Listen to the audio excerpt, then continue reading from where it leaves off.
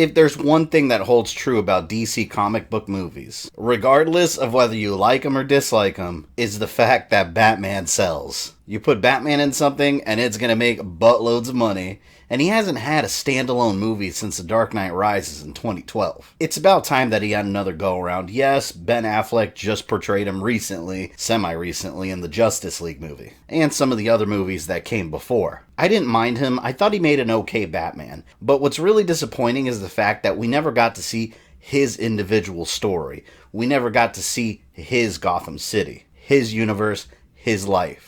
Just small little bits and pieces here and there. I've always loved Batman as part of a team, but there's something truly special when you take Batman out of that team element and put him in his own individual stories in Gotham City, away from all the other superheroes and aliens in the world and dealing with the street level crime. That's Batman at his best. Gotham City itself is almost a character within the DC universe, and it appears really unique in some versions with all the enormous Gothic architecture and landmarks like the Iceberg Lounge that fans will recognize immediately. I really hope we see that Gotham in the new movie coming, that Gotham that's a little exaggerated in appearance. And that's what we're going to discuss today, Batman's next outing in a standalone movie directed by Matt Reeves, which currently seems to be called The Batman. And we have Robert Pattinson in the suit as Batman this time. We got our first official look at the suit, and I gotta say, I'm pretty happy with it. My favorite Batman universe is the Arkham games. To me, it's a perfect representation of Batman's world, with a feeling that's sort of a mix of the animated series and comics all bundled into one. And the suit immediately reminds me of the more armored look that you see in the Arkham Knight game. I absolutely love that look. I have seen some speculation online that it looks like his bat symbol is made from gun parts, and it could be the gun that killed his parents. Interesting if true. I think it might be reaching a bit, but it does kind of resemble something that could have been made from gun parts. But at the same time, I think something like that would be kind of unnecessary and a little overkill with its imagery. Kind of reminds me of how in Suicide Squad there was like writing all over everything. Harley Quinn had writing all over her. Deadshot had phrases written on his collar and his clothing. It was a little much, so I don't think we really need all that symbolicness thrown in our faces. But like I said, it's just fan speculation at this point. We didn't get a good look at the ears yet, but did see a part of the head. The first thing I thought of was that it looked like it was kind of inspired by the Gotham by Gaslight look that has like a propped up collar. In the original comic book appearance, that was a bit thinner. And here's an altered image recolored for a better look. It reminds me of Daredevil almost, and like how the headpiece almost looks like it's some kind of handmade leather. This time around, Robert Pattinson fills in the suit, and I think he's got the bat chin. He's a bit thinner, and I think he might do a good job. I know fans immediately drew the Twilight card, but you have to understand that these are real people, not characters. Robert Pattinson isn't actually Edward from Twilight. He can play multiple roles, and from what I've heard, he's actually a really good actor in other movies. Not something I can comment on because I've only seen him in Twilight and I hate that movie. So just having him cast in the role doesn't really say a whole lot. Here's a photo from the set with what's supposedly a look at Bruce Wayne. Take it with a grain of salt. Hasn't been officially confirmed that that's who's represented here, but it seems likely. Story-wise, we do have some details on what this movie is shaping up to be. Instead of Ben Affleck's more gruff, older, experienced Batman, this Batman's a bit younger, and it's been confirmed that the story is going to be a Batman Year 2 scenario, showing us Batman's second year operating in Gotham. That would actually be a good name for it too, Batman Year 2. I wouldn't mind it if they went with that. If the movie ends up having a quality story, it could be something that ends up being really special for Batman movies. I like to imagine an Arkham-style scenario where it's not just one main villain, it's just multiple villains,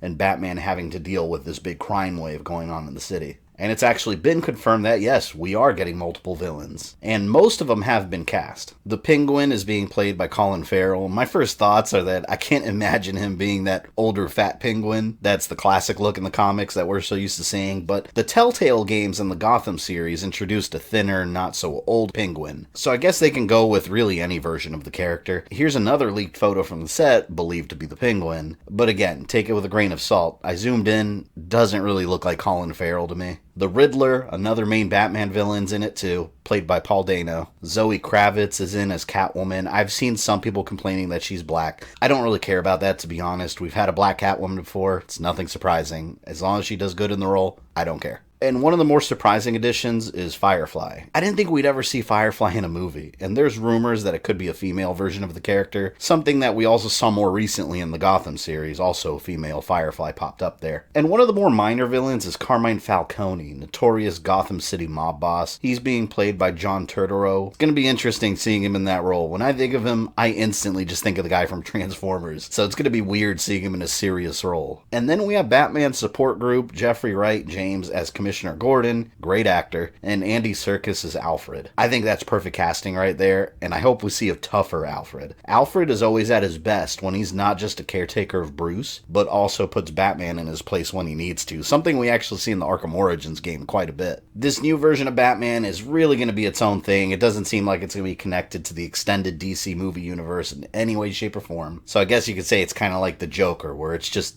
disconnected from everything. As of right now, the release date's June 25th, 2021, but I want to hear your thoughts down below about this movie. How do you feel about the new Batsuit? Do you like it? Do you hate it? What villains do you want to see pop up in this movie? Start the conversation below. Talk to you guys later. Since you made it to the end of this video, I assume you enjoyed it, so why don't you go ahead and smash that like button, subscribe, and ring the bell so you don't miss any new content. You can follow me on Facebook, Twitter, or Instagram, links in the description below, and if you'd like to support the channel, you can join my Patreon or become a channel member. This is Fabian, I love you guys, and I'll see you next time.